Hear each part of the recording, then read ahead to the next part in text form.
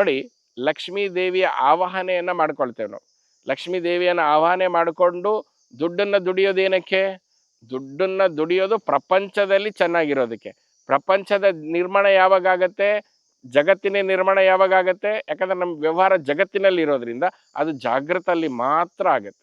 ಸ್ವಪ್ನದಲ್ಲಿ ನಿಮ್ಮ ದುಡ್ಡುಗಳು, ನಿಮ್ಮ ಆಸ್ತಿ ಪಾಸ್ತಿಗಳು ಅಲ್ಲಿ ಬರೋದೇ ಇಲ್ಲ. ನಿದ್ರಾ ಅವಸ್ಥೆಯಲ್ಲಂತೂ ನಿಮ್ಮ ಕಿಡ್ನಿ ಫೇಲ್ ಆಗಿದೆಯಾ, ಹೊಟ್ಟೆ ನೋವಿದೆಯಾ, ನಿಮ್ಗೆ ಸಾಲಗಳಿದೆಯಾ, ಏನೂ ಅಲ್ಲಿ ಬರೋದಿಲ್ಲ, ಬಾಧಿಸೋದೇ ಇಲ್ಲ ಅಲ್ಲಿ.